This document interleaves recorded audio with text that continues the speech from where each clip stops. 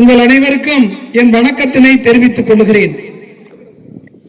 இந்த குடியரசு தினத்தில் அரசியலமைப்பு சட்டத்தை உருவாக்கியவர் நம்முடைய புரட்சியாளர் அம்பேத்கர் அவர்கள். புரட்சியாளர் அம்பேத்கர் எப்படிப்பட்டவர், அவருடைய அறிவாற்றல் எப்படிப்பட்டது என்பதற்கு சில சான்றுகளை உங்களிடத்திலே சொல்லுகிறேன். லண்டன் கேம்பிரிட்ஜ் யூனிவர்சிட்டி உலகத்தில் மிகவும் புகழ் வாய்ந்த ஒரு பல்கலைக்கழகம். அறிவியல் மேதைகளை உருவாக்கிய ஒரு பல்கலைக்கழகம், இலக்கியவாதிகளை உருவாக்கிய ஒரு பல்கலைக்கழகம், தத்துவவாதிகளை உருவாக்கிய ஒரு பல்கலைக்கழகம், தலைவர்களை உருவாக்கிய ஒரு பல்கலைக்கழகம், நோபல் பரிசு பெற்ற பல விஞ்ஞானிகளை உருவாக்கிய ஒரு பல்கலைக்கழகம். அந்த பல்கலைக்கழகம் ஒரு பட்டியல் வெளியிட்டது. என்ன பட்டியல் என்றால், இந்த உலகத்தையே மாற்றி அமைத்தவர்கள் 100 பேர் இருக்கிறார்கள் என்று ஒரு பட்டியல் வெளியிட்டது. அந்த பட்டியலில் முதலாவதாக இருக்கக்கூடியவர் இந்திய மண்ணில் பிறந்த சட்டத்தை உருவாக்கிய புரட்சியாளர் அம்பேத்கர் என்பதை நீங்கள் தெரிந்து கொள்ள வேண்டும் மாணவர்களே. எல்லாம் என்ன காரணம்? ஏன் அவருக்கு சிலை வைக்க வேண்டும்? அவர் செய்த பணி என்ன? எதனால் உலகம் அவரை கொண்டாடுகிறது என்று நீங்கள் தெரிந்து கொள்ள வேண்டும் மாணவர்களே. குடியரசு தினம் சட்டம் நடைமுறைப்படுத்தப்பட்ட ஆண்டு 1950 என்று நடைமுறைப்படுத்தப்பட்ட ஆண்டை சொன்னார்கள். ஆனால் நாடாளுமன்றம் எப்பொழுது ஏற்றுக்கொண்டது? 1949 நவம்பர் 26 நாடாளுமன்றம் இந்தியாவினுடைய சட்டத்தை ஏற்றுக்கொண்டது.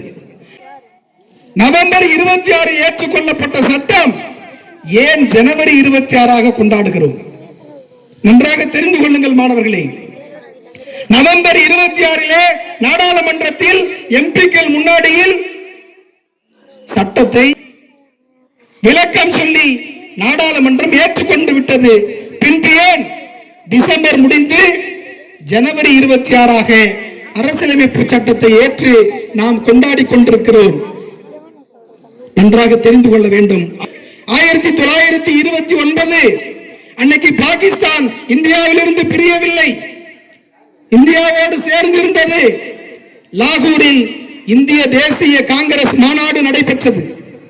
லாகூரில், இன்னைக்கு பாகிஸ்தான்ல இருக்கு லாகூர், லாகூரில் இந்திய தேசிய காங்கிரஸ் மாநாடு 3 நாட்கள் நடைபெற்றது.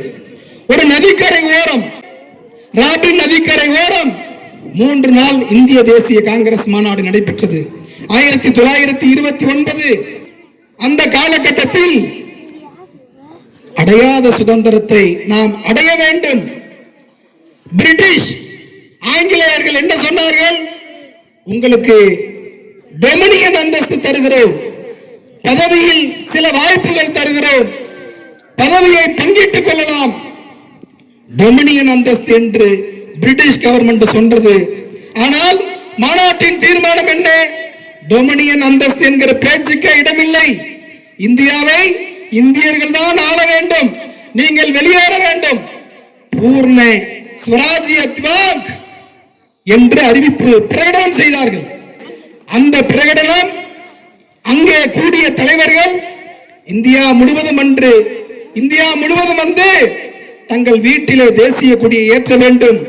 இதுதான் மாநாட்டு தீர்மானம்.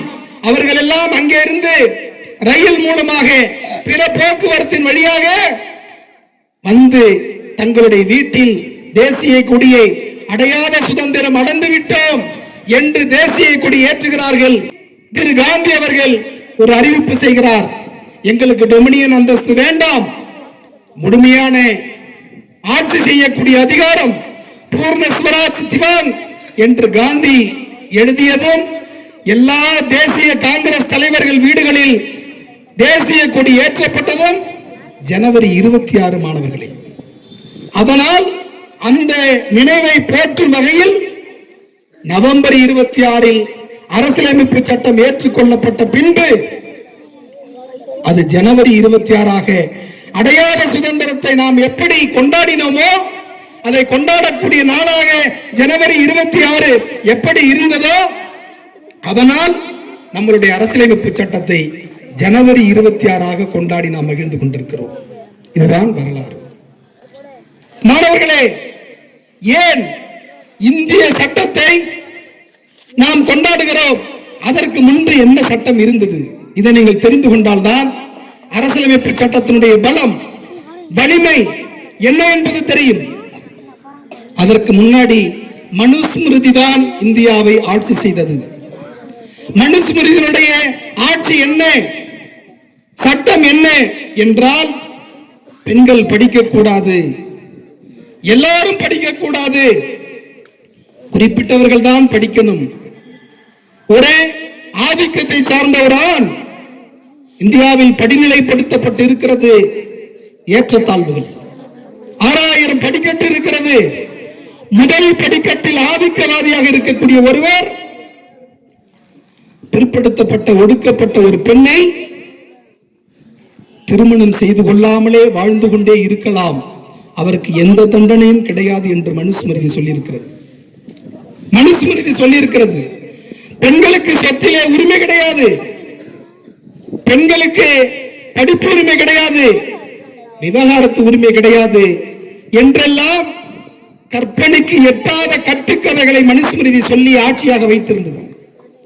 பிரிட்டிஷ் ஆட்சி, பிரிட்டிஷ் ஆட்சியிலே கிறிஸ்தவர்களுக்கு கிறிஸ்தவ சட்டம், இஸ்லாமியர்களுக்கு இஸ்லாமிய சட்டம், மீதி பேருக்கு என்ன சட்டத்தை வைத்து ஆட்சி செய்வது என்று அன்றைய கவர்னர் ஜெனரல் வாரன் ஹேர்டிங்ஸ் ஒரு கேள்வியை கேட்டாரு. அப்ப ஆதிக்கவாதியாக இருந்த முதல் பிரிவை சார்ந்தவர்கள், மனுஸ்மிருதியை நீங்கள் சட்டமாக வைத்துக் கொள்ளுங்கள். அதை மொழிபெயர்த்து கொடுத்தவர் ஹால்ஹெட் என்பவர்தான். ஹால்ஹெட் என்பவர்தான் மொழிபெயர்த்து தருகிறார். படிச்சு பார்த்துட்டு பதவிட்டான். உடன்கட்டை ஏற வேண்டும். பெண்கள் 14-15 வயதில் திருமணம் செய்யக்கூடிய ஒரு சூழல். கணவன் இறந்து போய்விட்டால் அவனை எரித்து, கட்டை வைத்து எரித்துக் கொண்டிருக்கக்கூடிய சூழலில் பெண்கள் அதிலே போய் உடன்கட்டை ஏற வேண்டும். இப்படியெல்லாம் மனுஸ்மிருதி சட்டம் வைத்திருந்தது.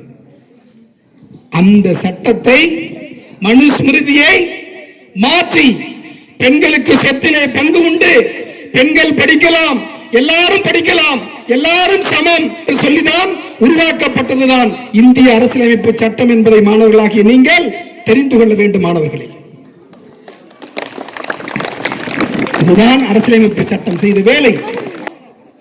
குடியரசு தினம் 2 ஆண்டு 11 மாதம் 18 நாளில் எழுதப்பட்ட ஒரு சட்டம். அப்போ நீங்க இன்னொரு செய்தி இந்த இடத்துல தெரிஞ்சுக்கணும்.